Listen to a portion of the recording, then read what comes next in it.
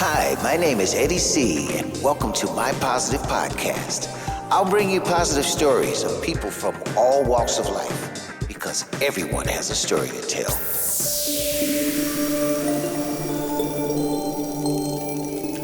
Well, hello everybody, and welcome back to MPP, my Positive Podcast.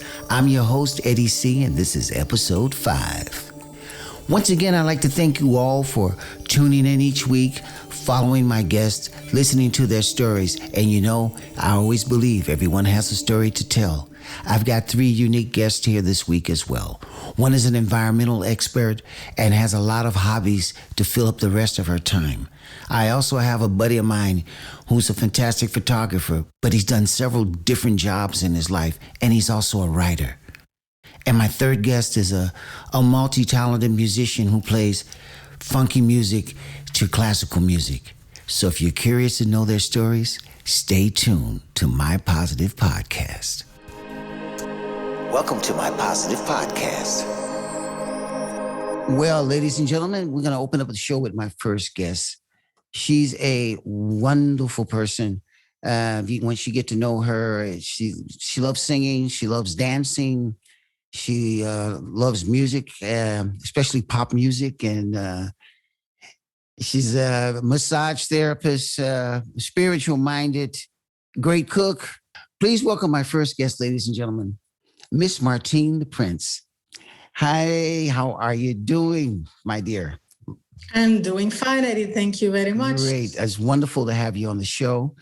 And I know your main job has always been an environmentalist expert, huh? You're very much into nature. I know that as well, outside of your hobbies with your music, your dance and massage and the whole spiritual thing. Quite a busy agenda you have. Can you tell a little bit more to our audience about yourself and actually how you got involved as an environmentalist expert? Well, in fact, it was by coincidence that I became involved in the waste management because in the 80s I studied chemistry, and it was the purpose to work in a laboratory. And then I started looking for a job. But in the end of the 80s, our country suffered from an economic crisis, and there was not that much work. But there was one industry which was growing enormously, and that was the waste management business. As the legislation was changing fundamentally, as so far, most of the waste was put on landfill. And only for hazardous waste, there was some incineration on boats on sea. And then during the 30 years I worked in this sector, there came a lot of new European legislations, which makes that the waste needed to be segregated. So it couldn't be put on landfill anymore as it was, as a mix. So it should be segregated at source. There was the government who was asking more and more reportings on sustainable production. So which means less waste production. New legislations on waste removal, following the ladder of Lansing. That's an item, something very specific for the waste management industry. But it means that waste should be prevented as far as possible during the production process. If that is not possible, it needs to be reused. If that is not possible, there is recycling. And then on there is incineration, and at the end, the landfill. So the less waste on landfill, the better. Right. So which meant that there were a lot of new companies on the markets which were coming up, certainly for the recycling of waste, not only for plastics or cardboard, but also, for instance, for solvents and hazardous waste out of chemical or pharmaceutical industries. There came also a physical-chemical treatment of hazardous waste, like dewatering or removing the hazardous substance by chemical reactions. Right. There came more and more incineration facilities on land for both hazardous and non-hazardous waste. And I've seen the development of all these things during the last 30 years. And it was a great job to do, to see how things evolve to save our planet, in fact. Right. And that whole process, because it's just quite an interesting subject, I think, and very interesting to know a bit, to tell our listeners a little bit more. Your involvement in it was the whole development of a part of the managing of how it was organized, or can you? In fact, I was a technical sales advisor in the waste management industry, which means that as the new legislation evolved as it did, more companies were asking for waste management guidance. Okay, so you had a lot of companies asking for the guidance, and that, of course, expanded your, let's say, your possibilities within the company as well. Yeah, for sure. So we worked on total waste management. So thinking with the companies on prevention or reuse of waste, also on the internal collection of waste, because that can also be a big issue. If, for instance, you think about the automotive industry, there is so much packaging waste which is produced there every day. It needs to be collected internally, gone to a container park, we brought it to a container park internally, where it was gathered to send it to recycling companies. Right. So, when there was a lot of thinking about how it could be done the most cost-effective and environmental friendly way. Right. Well, once again, people like you're doing stuff behind the scenes, and that people don't really realize. We take a lot of things, and waste is one thing I think most people take for granted. Because you see it even with some of the things I've seen going by with the COVID, people just leave their waste out everywhere, and it's really bad for the planet. And hopefully people will start to change their minds, if they're going to go to have a picnic and stuff. And I understand, COVID has been frustrational for a lot of folks, especially for a lot of young folks, because that's a different generation than, let's say, than my generation and probably your generation as well. I think we had a little bit more value about what's there. We're living now in a time where the younger generation don't realize how lucky they are and how spoiled they've been. And now COVID has come along, and I think it's starting to open up the minds of people a little bit more. And hopefully they will start to be a little bit more responsible towards the planet as well as towards each other. Well, let's move on to something which I know is very big for you.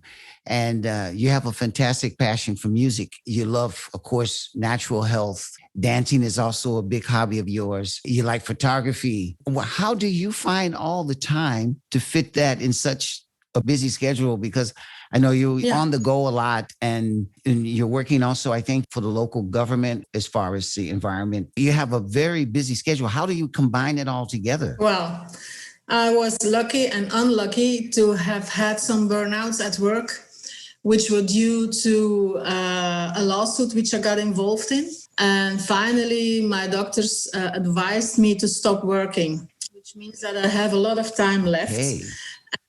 As I'm interested in a lot of things, I have started some courses. So I followed a course as massage therapist. I followed a 4-year course as an artistic dynamic coach. And I'm doing a lot of voluntary work in the city where I live, where there is a castle. And it's owned by the government, but it's run by volunteers. And at the castle, we organize events, trade fairs, concerts, parties as well. There are people who come there to give readings about certain subjects.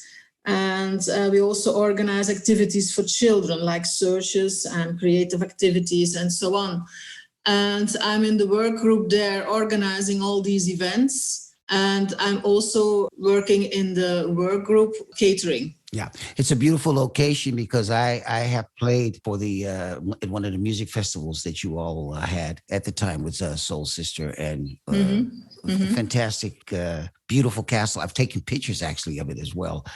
That it's a really beautiful area, and wow, it's a very peaceful place to to explore and to experience. You mentioned to me once about this a special, it's like a meditation dancing, or can you tell a little bit about that? Well, in fact, music was my first love, and it will certainly be my last. I always say I could sing before I could talk, my mama always said. I was humming songs in my bed when I was a little child. And I like to dance. My father was a guitarist, singer in a group. And my mother was a very good dancer. And she learned her daughters very early how to dance jive and swing and so on. So I like to go dancing, the classic dances during the weekends when I go out. I also learned salsa and tango, the South American dances, which I like also a lot. I learned to play the guitar, and I sang in some cover bands. But what I do actually is dancing biodanza. Yeah. And what is biodance exactly? What is that? Something which is created by a South American psychiatrist who is called Rolando Toro. And he has explored that a lot of people were not really good at talking about their problems, but they could dance their problems out of their body. It's a kind of a dancing creatively, following your own feelings, following the melody or the rhythm of the dance. Right. And it can be very different dances like African dances, South American dances, whatever. Okay. Yeah. In fact, it's a creative process where you follow your feelings, and following your feelings, you create a dance. Okay, but you follow it, but that's more of a freestyle. And following the rhythm and the lyrics, not really the lyrics, but the melody of the song. Okay, that's interesting. I think for the listeners to know that there's not a particular form, but it's basically a sort of freestyle dance with South American or any different styles of music mixed together. It's completely freestyle. Yeah. Okay. Before I let you go, I've got one more question for you, which is the theme for this week, which is about inspiration. And I would like to know, and I think our listeners would also like to know, what does inspiration mean to you? Well, I've been thinking about the subject and about what inspires me in life. And I get my inspiration from people in most of the cases. People with a passion and a goal in life to develop that passion. That's something that can really inspire me. In my town where I used to live, there is a floral designer, because I also do floral designing. There is a floral designer which is called Tom de Houwer. And he used to have a flower shop, but now he gives workshops all around the world. So creative. Every time I had an idea, I could go to him and I talked to him about it. And in a wink, he could give some ideas back to make the most beautiful floral designs.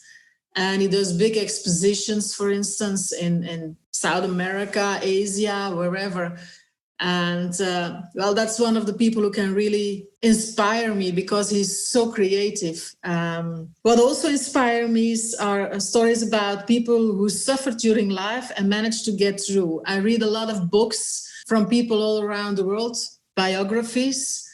And most of the biographies are written, how do I say it? With behind it, the history of that country. Okay. You read a lot of biographies with a historical background. Yeah, that's it, in fact. Yeah. I once read the book Wild Swans from Jung Chang, which was a beautiful story about 3 generations of women in China. Mm-hmm. From the time that there were still emperors, and that Mao Zedong took everything over. Or, for instance, Pray, Eat, Love is also a real story, and it can really inspire me to bring out the best of me. I also like to interact with people who can show vulnerability, who are sincere, open, honest, and integer, who don't judge nor advise, just let people be who they are. And that can really inspire me as well. That's my spiritual part. Yeah, but that's one beautiful thing about you that I know. Absolutely. Thank you. And what also inspires me are people who are living close to nature. I truly believe and I truly hope that more and more people will go back to nature and start living in communities. I think it's the future because we are now in such an individual kind of living, and I hope that it will change in the future again. All right. We've had the COVID season behind us, and hopefully it's been an eye-opener for a lot of people, to rediscover the value of the simple things in life. For sure, because those are the most important things after all. Well, Martine, listen, it's been a pleasure talking with you and, getting your story out to the listeners. I really appreciate it. And I value that very much, as much like I value our friendship that we've developed. I want to thank you again, from the bottom of my heart for doing this interview. And actually, like I said, a lot of people don't know what goes on behind waste. And if people can find you on Facebook, do you have a website that they can reach you on? Or I don't, but you can get them in touch with me if there are people who are reacting. I'll put your link on. I'll post your link on my page, and so that people can touch base with you. Okay, and, that's great. Please, once again, thank you so much for coming on the show. Sending you a lot of love and hugs, and we'll definitely be talking to each other very soon. Okay. Bye-bye, Eddie. Bye-bye. This is My Positive Podcast with Eddie C.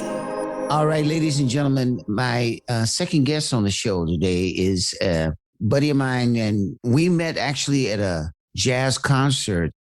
I was at this venue where the concert was, and I wanted to know what time the gig started. So I asked him in Dutch, and he answered me back in English. He says, I don't know yet, maybe in a few minutes. And so I heard this American accent. And so I said, what part of the States are you coming from? And he said, Indiana. I said, man, yeah, I grew up in Indiana. And that was actually the beginning of our friendship. He's a wonderful guy.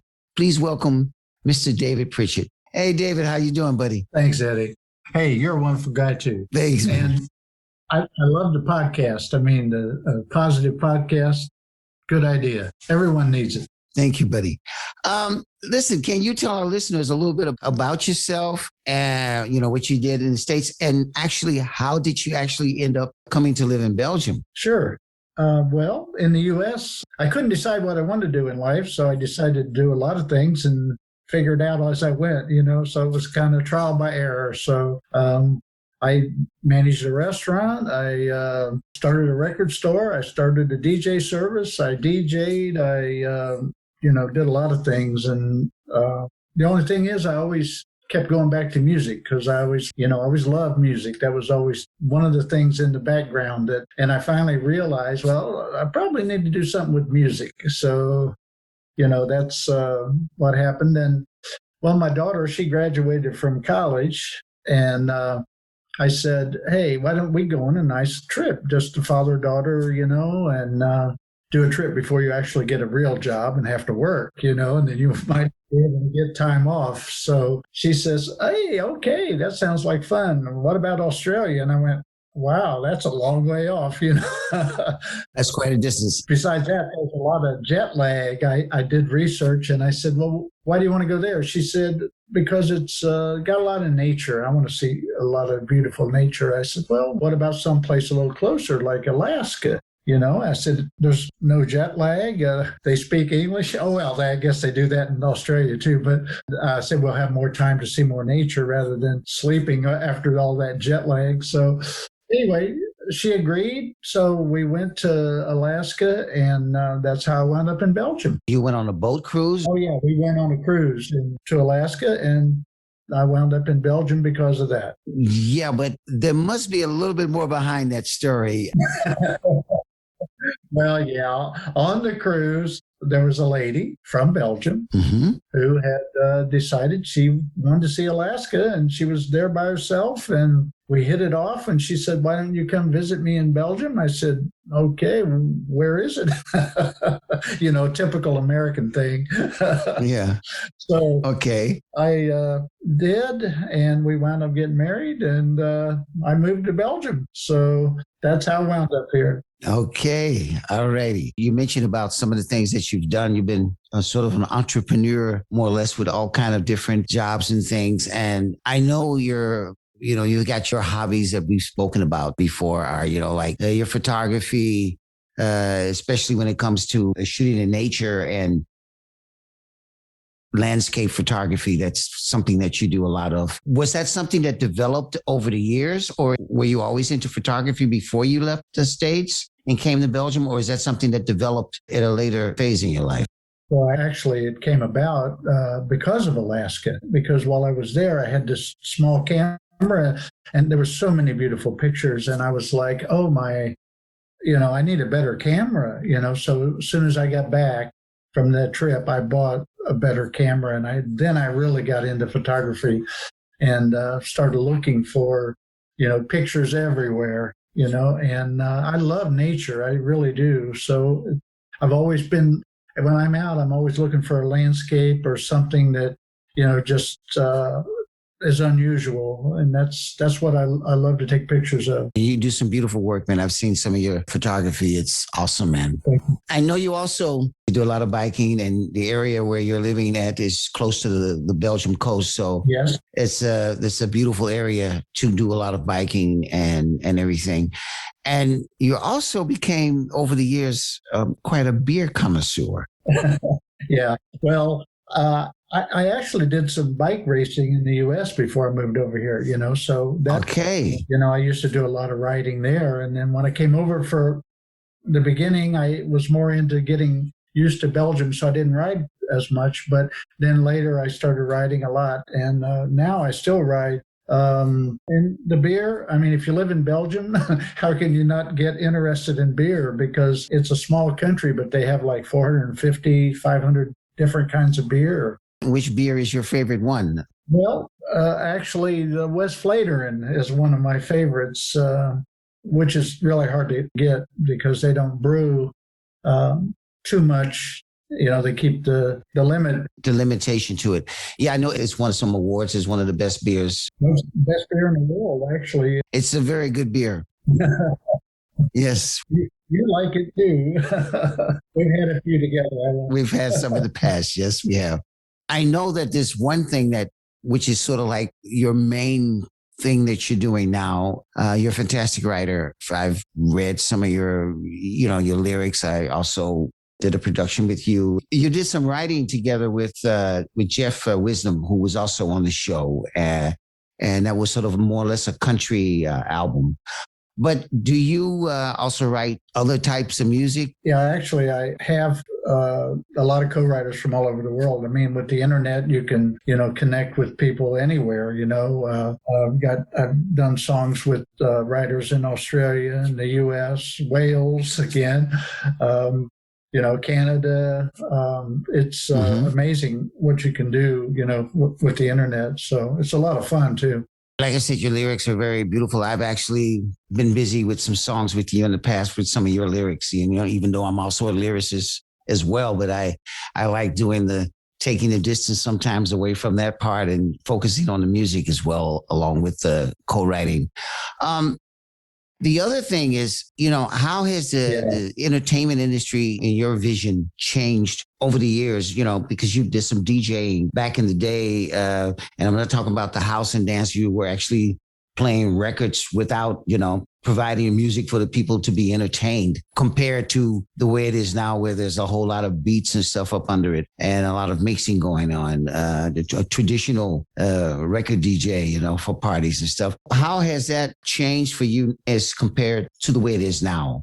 Well, for me, I mean, I was part of that. I was selling the music and DJing and providing a little bit of entertainment, and then now, I'm writing the music basically. So for me, it's changed. I went in a full circle from selling it to actually creating it, which is something that I love to do. And, it's a lot of fun. to write and write something that inspires people. I try to stay with the positive, just like your podcast. I try to keep things uplifting and that have a meaning behind them that's not just noise, if you know what I mean. Yeah, I understand what you mean. I understand. You want to tell a message along with the writing. I've actually seen you perform some of your poetry, which is quite nice. It's actually how I met Jeff, in fact. This is because he was there to perform. Well, this week's theme is basically talking about inspiration. That's our word for this week. Can you tell our listeners and me, what inspiration means to you? Sure. To me, inspiration is if something really touches you, something you see, something you hear, something you read, or maybe watch. A movie can do that. And a song can do that. It's if it touches you where you really feel it, you're not just hearing it, but you really feel it inside. To me, that is inspiration. And when you get inspired, I feel that then you have to share it, Mm-hmm. And if you're inspired, you're going to inspire others because it's kind of an automatic thing, Once you're touched, you've got to express it and share it. And to me, that's what inspiration is. Are you more inspired by let's say by your surroundings, basically, or is it because, you mentioned the different things, but for your own personal value, what is it that, let's say, gives you that extra inspiration? Well, actually, everything inspires me. Life inspires me.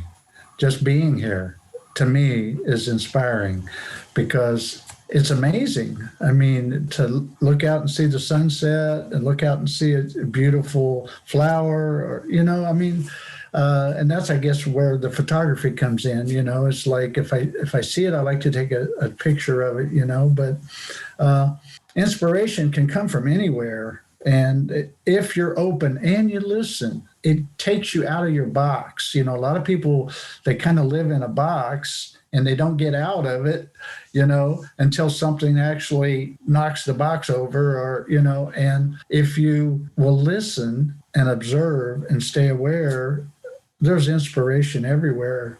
There really is. I always say use all five senses and use that sixth sense, which is your intuition. That's important as well. That makes it happen. That's probably the most important, actually. Yeah, that's for sure. Well, listen, David, it's always a pleasure to talk to you, buddy. And the next time we'll get together, whether it's up my way or whether it's down your way, we'll meet up and have a beer. And Sounds look good. at some nice sights, and I'll bring my camera with me as well, and we'll do some photography together, buddy. And we'll inspire each other. How's that sound? And that sounds fantastic, mate. All right. Thank you so much for coming on the show, man. You're an inspiration to a lot of us. Thanks, buddy. All right. Talk to you soon. Okay. Bye-bye. Bye-bye. My name is Eddie C., and you're listening to My Positive Podcast. All right, ladies and gentlemen, my third guest for today's show is actually, she's a bass player. She's a piano player making classical music, but her main profession was actually a sales technical manager. Please welcome my third guest for this week, Miss Ilse van der Broeck. Hi, Ilse. Hey, Eddie. Nice to meet you. Nice to meet you as well. It's a real pleasure to have you on the show, and I'm glad you want to share your story with us. So let's get right into the questions. Okay. All righty. Can you tell a bit about yourself? You're being a technical sales manager, and you ended up becoming a professional musician. How did that all come about? Well, I was always working as a technical salesperson in time and attendance and access control. And at that time, I played the bass as a hobby. So I started playing the bass guitar, I think about 5-6 years ago. And I saw some gigs, and I was really passionate about the bass. And at that time, my boyfriend had a bass guitar at our home because he played when he was 16 years old. So I asked him, how does it work with all that stripes and little dots on it? And so he explained it to me. I tried it out, and once I felt the bass in my stomach, I was really smitten. And then I took lessons for 1 year. After the year, I played together with other musicians. And it was a kind of a little concert organized by the music school itself. And for me, it was so much fun to share the music with other musicians, to play together, to feel that vibe, that I said to my husband, this is really what I wanted to do. But at that time, it was a hobby. So we went on the internet searching for some cover bands or other bands who were in search of a bass player. Yeah, and then I contacted a group, and I could do some audition over there. And I learned by heart 10 songs in 3 days. And then, it was the beginning of playing the bass guitar, let's say 1 or 2 weekends a month. And I was so passionate about it that at that time I hadn't had that nice feeling anymore from my job. So I was doubting a lot. Okay, can I not become a musician 100% professionally? Yes, indeed. Right. And it kept me busy. And then one day, the management of the company where I worked for changed, and there were other rules, and I didn't agree so much with those new rules. The atmosphere was changing. And that was really the moment that I said to myself, hey, you only live once. And I wanted to do something that, gives me a positive vibe. So 2 years ago, I decided 1 week before Christmas to quit my job and to become professional musician. Oh, wow. Quite a story. But not only are you playing bass, because when you're playing bass guitar, you're kind of performing basically with pop music and more commercial music, right? With the bass, it's more like pop, rock, blues, the everyday songs from Elvis to CCR to Joe Cocker, Tina Turner. So yes. Okay. But because I decided to become a professional musician, and I hadn't ever heard of COVID-19 at that time, it became a little bit of a problem because we couldn't rehearse anymore. There were no gigs anymore. So I decided to play the piano again, because I did it when I was 14, 15 years old, but I didn't do much with it. Okay. And then, I started playing the piano again. I already composed some classical songs when I was 14, 15, I think, but didn't do anything about it. And so now I decided to produce my own debut album with classical piano music. Okay. That's quite a change from the bass guitar with the pop music. You also have a sort of an alias name for your classical music, right? You don't go under the name Ilse van den Broek as a classical piano. You have another name that you're using. Yes. For my piano project, I use Elisabeth Wolf, because Ilse, it comes from Elizabeth. And I wanted to do something international as well, because the piano music, I don't sing. So it's universal. So I wanted to share my music with the whole world and not only stay in Belgium or in the Netherlands. So I used Elizabeth because it's more international.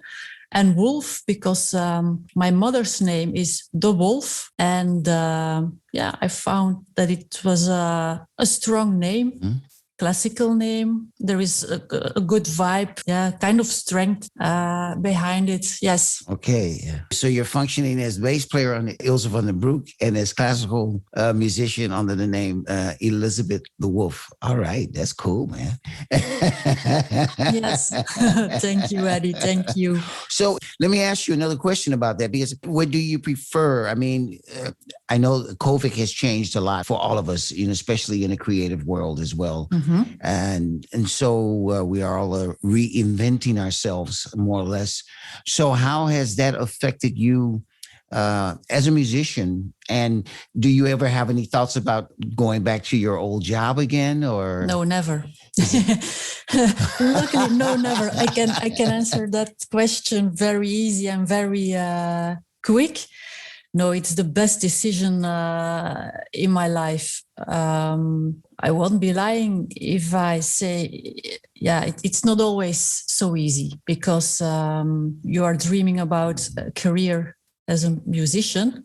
And because of COVID-19, it isn't possible anymore. So you have to be, like you said, very creative and stay very positive. I'm lucky that I have a very positive character, and I always try to see the good things in people, in situations. So that helped me a lot. But for me, it's the vibe and the feeling that is important. So in the morning when I wake up and it's a very sunny day and I feel like sitting at my piano to play a little bit and compose some songs, then I play the piano. But some days I feel more like playing the bass guitar, and then I'm playing bass. But my favorite, I think, is still the bass, because that's really my instrument. And especially because when you play, you really can feel it. You feel the vibration of the low tones. And yes. Right. Yeah. Yes. It's a fantastic instrument. I actually have a bass guitar as well, but I don't spend much time on it as I should, to pick up on it, properly. But it's a wonderful instrument to have as an extra tool, especially with as a musician. And it's nice for composing, especially if you're going to do the funky, poppy kind of things. A lot of songs are based on bass lines, That's how it goes. Well, how do you? I know you've got a few kids, so how do you combine family life with your music? And are they playing music as well? They did a few years ago, but because now they are going to high school, they have more work for school, and they like to do some sports as well. So they had to choose.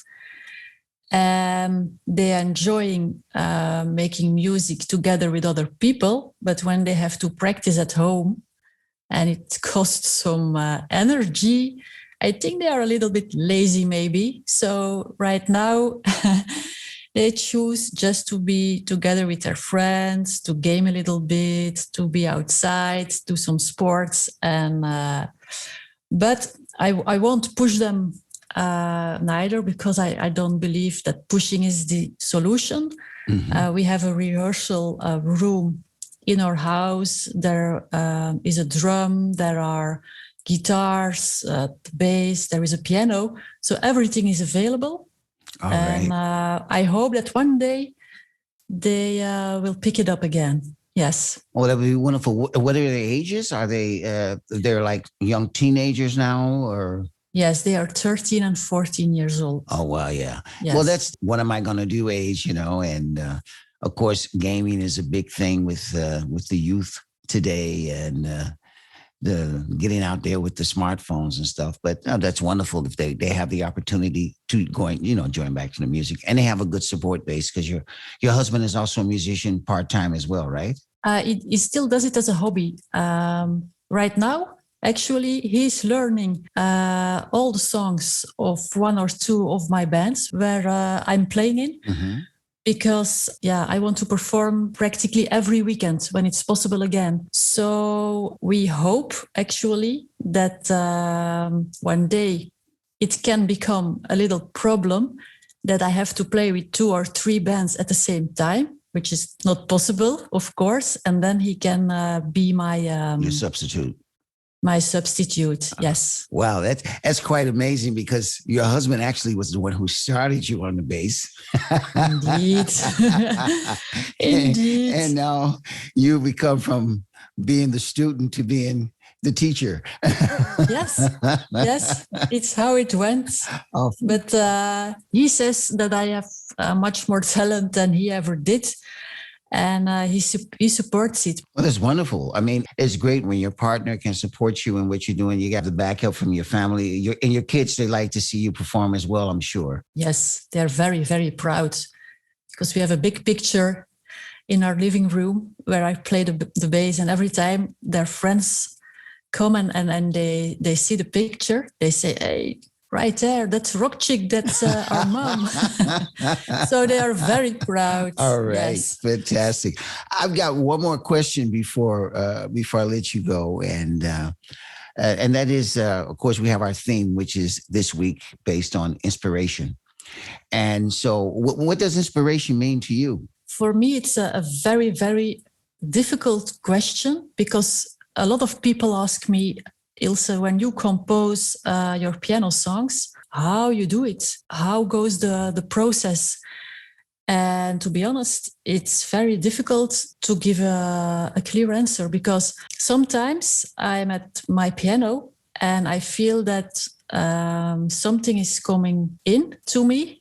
I can't explain really what or how, and then my hands are playing a chord or a melody, and I know that I have a good hearing. So when I hear something and I say, "Okay, it sounds pretty good," I start searching for more melody or to find some follow-up. Right. And but the inspiration, I feel it's like a vibe that I capture somehow. Sometimes I think about an animal. For example, when I go outside and we are going to have a walk and I hear some birds singing, it can be an inspiration.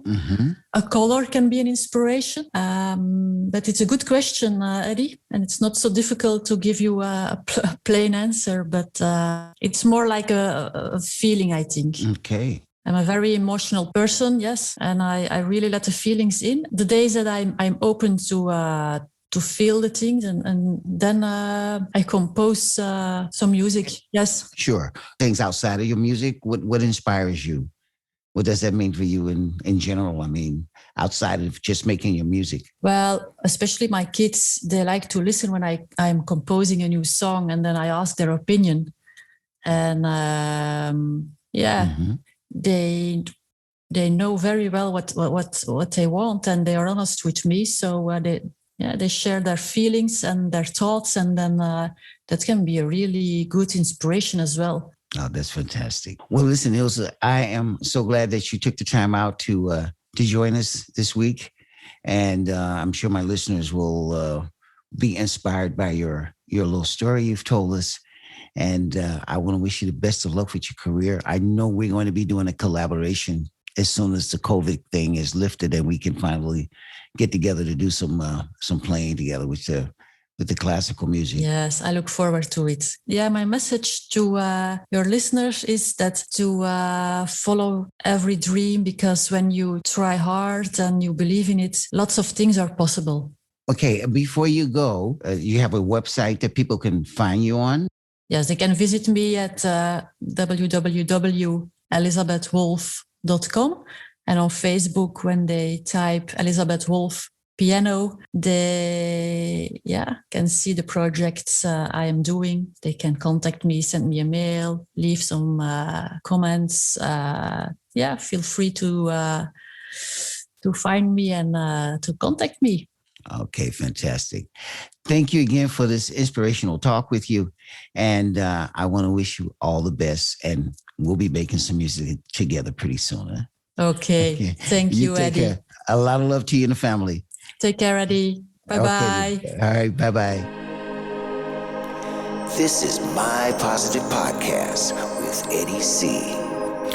Wow, I really enjoyed my guest this week, and I hope you did as well.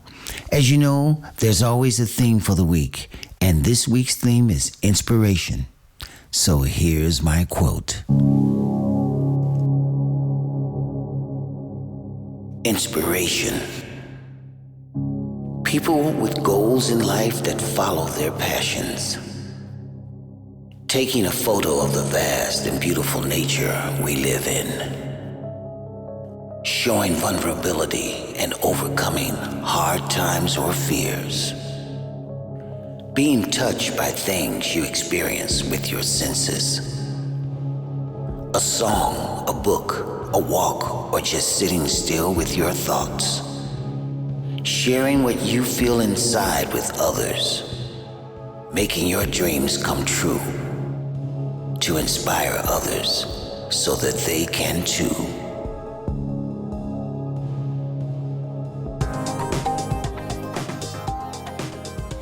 Well, that's it for this week's show. But before I go, I'd like to thank my guests, Martine De Prins, David Pritchett, and Ilse van den Broeck, for coming on my positive podcast. And remember, inspiration, it's whatever you make it, as long as you share it. You can find me on all platforms like Spotify, Android, and Apple. On Facebook, look for My Positive Podcast, and my website is mypositivepodcast.com. You can also contact me via my website or Facebook. A very special thanks to my technical producer, Iswan. This show is a production by Antwerp Podcast Service. My name is Eddie C., and this was MPP, My Positive Podcast. Tune in next week and stay positive.